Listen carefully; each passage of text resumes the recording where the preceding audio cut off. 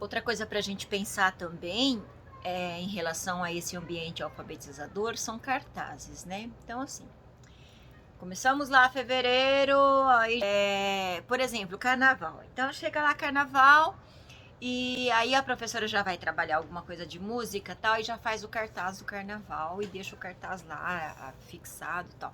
Então, assim, tudo que você for fazer com os alunos, faça com eles, né? Eles vão produzir. Então, assim, nunca cria um cartaz para expor, para fazer com a escrita do professor, gente, tá? Então, assim, sempre deixa que a criança escreva, tá? A criança escreva. E não você faz e aí fala para a criança, ó, copia o que a prof fez. Não, isso aí também já perdeu o significado, né? Não vai adiantar nada. Deixa que a criança faça, né, a escrita, sabe? Como é que ficaria? Então, deixa o cartaz. Ah, escreveu errado, não tem problema nenhum. Tá? Ela ainda está em processo, ela vai aprender a escrever o correto, mas é dela o cartaz, foi ela que fez. Tá? Depois você pode sim, mais para frente, refazer, mudar, olhar, sabe, fazer a comparação, pegar no jornal, porque vai ter essa palavra em todos os jornais por aí, falar sobre, mostrar, comparar, fazer com que eles vejam que letrinha que era, né, se fosse para escrever, trabalhar musiquinhas, marchinhas, aí vai de cada um. A história do carnaval, cada professor sabe fazer o seu. Só que passou lá o fevereiro, o carnaval, as coisas que tinha que fazer, o cartaz tá lá. Aí vem outra data e às vezes a professora quer fazer. Gente, ó, tem o cartaz do alfabeto, tem o cartaz dos aniversariantes, tem o cartaz dos meses, tem o cartaz do calendário, os dias da semana, os números. Tem um monte de cartaz. Só que preste atenção, os cartazes que você coloca na parede, eles só duram um tempo. Eles atingem um objetivo por um tempo. E aqui, se não me falha a memória, eu não posso até estar falando bobeira, porque eu li, já faz um tempo que eu li, que se você faz um cartaz agora para o pessoal ler e deixa esse cartaz por mais de 20 dias fixado, ele perde o valor dele, assim, se estiver no mesmo ambiente para aquelas mesmas pessoas, tá? Porque às vezes a gente cola um cartaz na portaria de algum prédio e aquele cartaz, a cada pessoa que chegar naquele edifício vai ler o cartaz, então o cartaz está tendo utilidade. Mas em sala de aula, quando você coloca alguma coisa colado lá na parede, vai deixar, eu fiz esse aqui, tá tão bonitinho, eu fiz uma árvore com o nome deles, é, com as estações, sei lá, tô dando um exemplo assim. E aquela árvore vai ficar lá um tempão, é só poluição visual, não serve para nada. Ela só tem utilidade naquele momento que você fez e que você está trabalhando com ela, tá? Que você está utilizando dela para mais informações, que você retoma ela como um recurso. Tá? Se você utiliza ela no seu dia a dia para falar, para mostrar, para apresentar alguma coisa, então aí ela tem a utilidade. Caso contrário, é só poluição visual depois de um certo tempo. Então, besteira você deixar, troca, renova, confecciona outra coisa, outra informação, você entende? Uma coisa que eu acho muito bacana de se fazer com as crianças, e já fiz, eu acho que isso é uma coisa que tem, agrega a eles, né? Eles se sentem pertencentes, né, daquele ambiente, é trabalhar o tamanho das crianças no começo do ano com papel craft, né, com um rolo de papel craft, com folhas e tal. Então você deita a criança, né, ela vai deitar lá no chão e aí você pede para outra criança riscar, né, ela deitadinha lá, o tamanho da cabeça certinho, da onde veio, né? Aí você vai ter que estar junto para você realmente ver o tamanho de cada criança para fazer certinho o tamanho. Desenha. Depois você pode dar para ela cortar um molde, né? E colocar o nome. Aí você pode utilizar esses cartazes, isso, num varal. Não precisa colar em parede, não. Um varal em movimento, que se movimenta. E a criança pode nomear, né? Quem é. Então você vai escrever, ela vai escrever dentro do próprio cartaz mesmo ali, né? Do molde, do corpinho dela. O nome. Você pode levar uma balança para pesar. Então você vai colocar quanto ela tem de tamanho, com o comprimento dela, o peso, o tamanho do sapato que ela está calçando naquele momento. Você entende? Então assim, você pode fazer esse papel, esse tamanho, esse molde da criança com todas as informações, com a data que você mediu. Então assim, você pode fazer esse trabalho. Muita gente faz essas coisas com barbante, né? E eu acho que quando você vai fazendo, porque a criança, ela vai poder acrescentar a esse cartaz mais informações durante o ano. Então, assim, você pode fazer todas elas e você pode pendurar, não é uma do lado da outra, mas juntas, né? Você pode colocar 10 penduradinhas com pregador, você entende?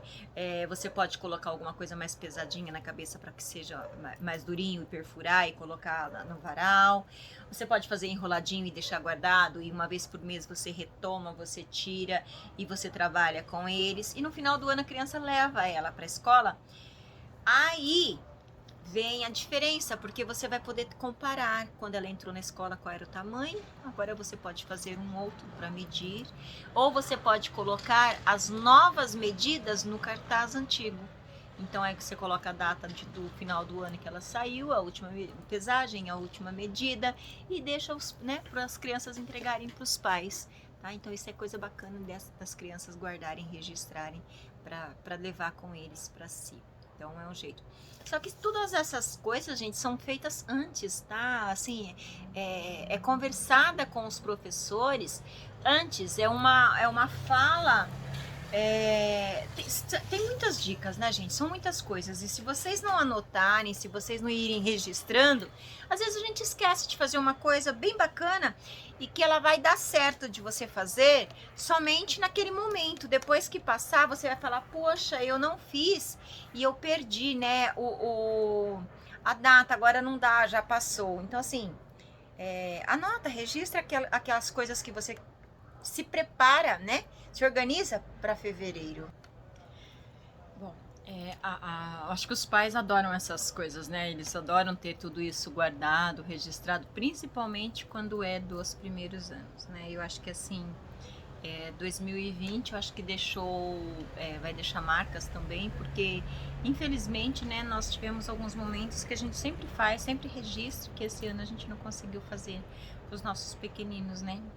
Então, assim, não deu tempo da gente fazer tantas coisas que os pais gostam. Eu tenho coisas do meu filho desde o primeiro ano, e hoje ele vai fazer 32 anos, né? Então, assim, é gostoso a gente ter essas coisas anotadas, guardadas. É uma lembrança, né? Eu tenho tanto do Felipe quanto da Carol, eu tenho coisas guardadas. Bom, gente, vamos lá para mais algumas dicas pra gente encerrar essa parte do ambiente alfabetizador. Outra coisa muito boa, né, que a gente precisa pensar um pouquinho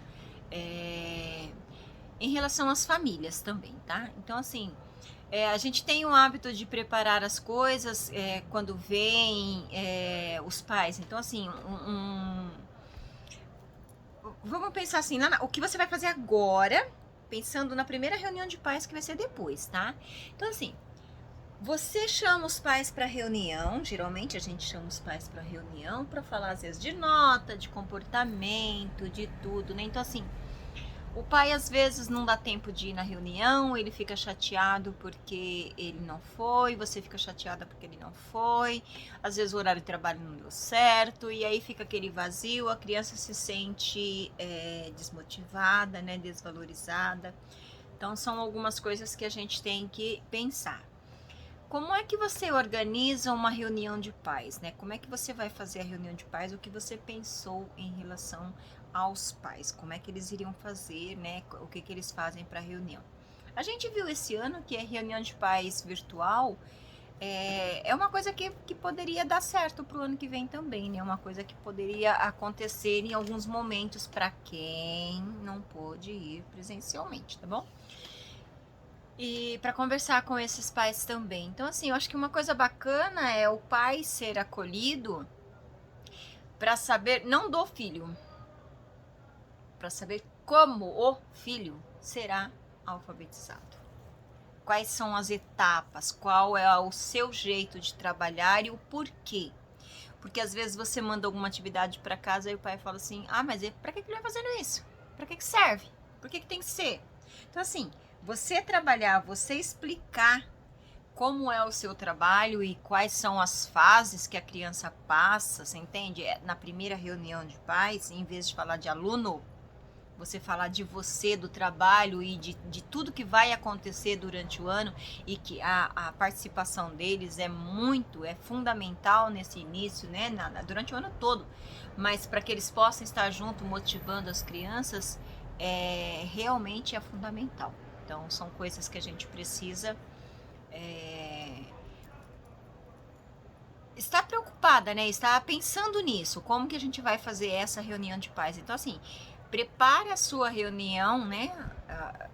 Explicando o trabalho, o processo. Porque a primeira reunião de pais, não dá para você falar de alunos, de como são os alunos. Você tem que falar de você.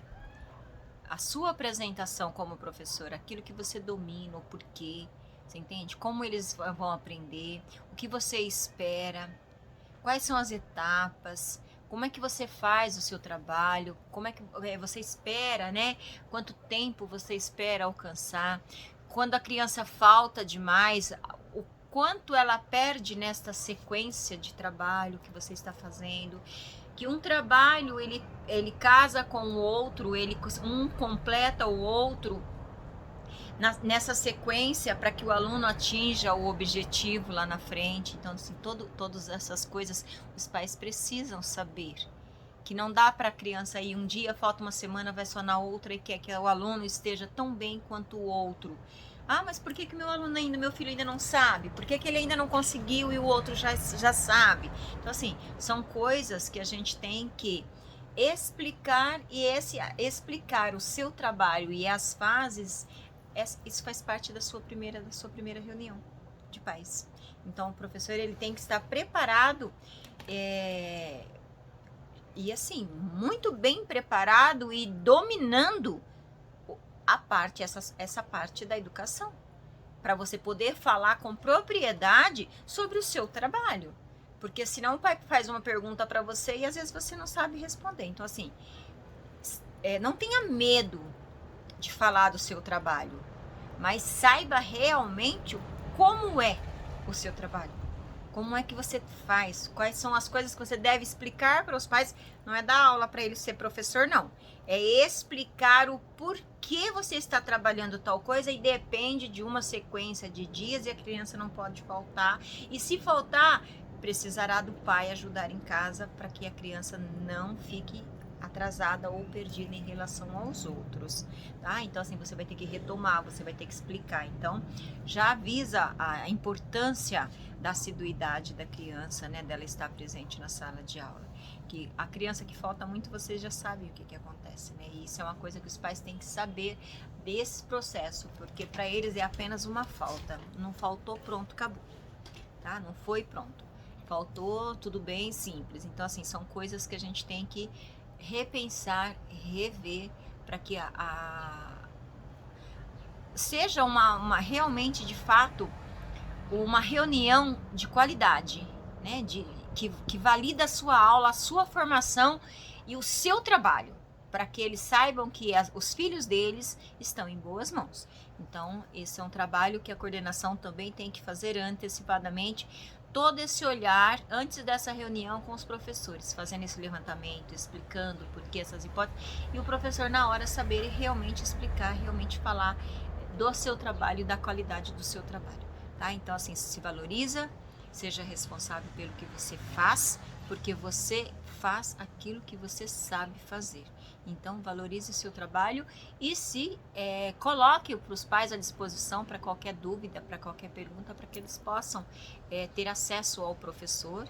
E sempre, gente, a gente só está na escola pelo aluno. Então, assim, o nosso objetivo maior é sempre fazer o nosso aluno avançar nas suas hipóteses, do primeiro ao ensino médio ou faculdade. O objetivo da escola é fazer com que o nosso aluno avance, com que o nosso aluno desempenhe um excelente papel na sociedade, tá? Com um cidadão muito, muito preparado. E quem vai preparar esse aluno é você, ok?